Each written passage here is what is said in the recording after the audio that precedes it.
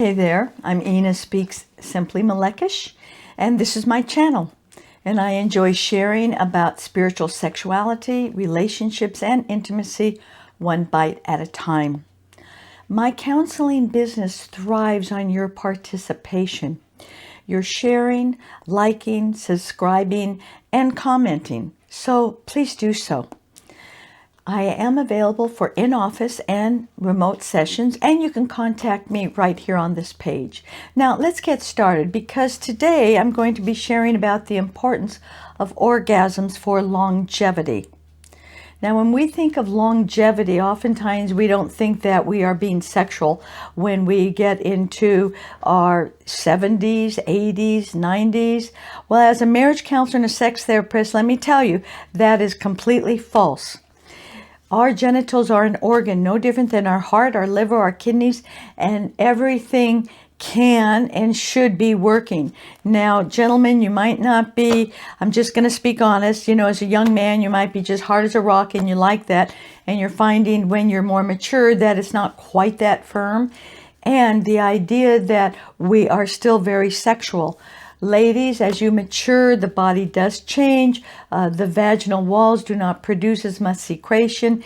So using lubrication, there are things, yes, we need to do. And the desire to be sexual and desire to have orgasms is still there if we are healthy. Many individuals close down their sexuality. Women will say through menopause, they lose all of their desire and hormones. Men, you also go through andropause. So there may be a phasing where you're not as horny, you're not as desirous. And Great Spirit gave us our genitals, no different than any organ in our body that is supposed to work. And it brings us pleasure. Orgasm for longevity means that as we get older, we are vibrant, we are healthy. If there is physical problems that put you in a wheelchair, there is still ways of being intimate. There are still ways of having energy orgasms as well as physical. So understand, I'm talking about something very, very broad that most of us have never been taught, that having an orgasm actually rejuvenates us at a cellular level. And they did research on this quite a few years ago. One of my other videos I did share about this. The average American has 58 orgasms a year. Well, there's 52 weeks. So, I guess it's a birthday and Christmas maybe, twice in 1 week. If we were to double that, have 116 orgasms a year, we would actually reduce our real age by 1.5 years. So the idea of having orgasms is vitally important for our health and our well-being and our longevity. You don't have to have a partner to have an orgasm. You don't have to have an erection to have an orgasm. There are orgasms and there are ejaculations. Both men and women ejaculate. So if you think that's a falsehood, it is not. I do it. I know it's real. There's a lot of research. There's some great material, and I have some. If you'd like to purchase some from me, just contact me. So ejaculations and orgasms are two separate things. Men, because you have those two very close together, oftentimes you think it's the same event. It is not, and you can actually learn how to separate the two. If you've had an ejaculation without an orgasm, this is what it would feel like. Blah.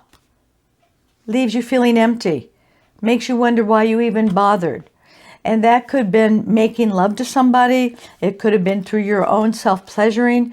But there's not a sense of the whole body being excited and the whole body feeling release and relief and a sense of peace, and the body relaxes. So when that happens, it means your ejaculation was coupled with an orgasm. An orgasm you can have without an ejaculation.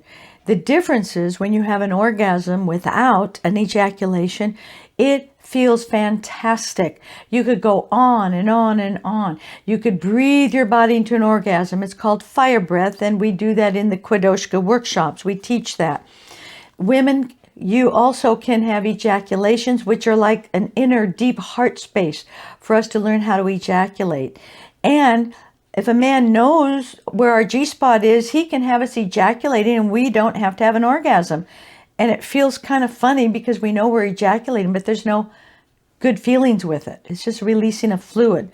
So what we want to create, what I'm sharing today is orgasms, not just ejaculations, orgasms for longevity.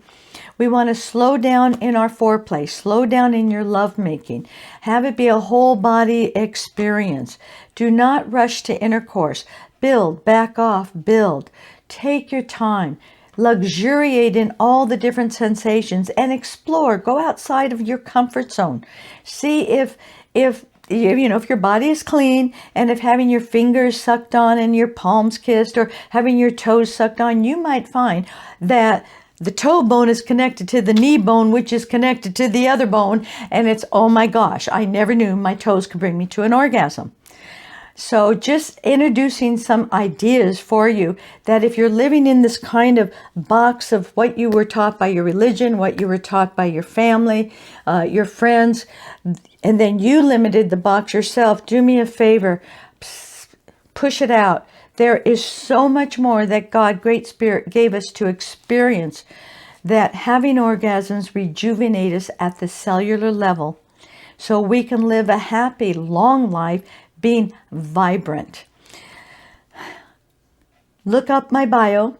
You can see the other platforms that I'm on. And thank you so much for listening to this video, and blessings.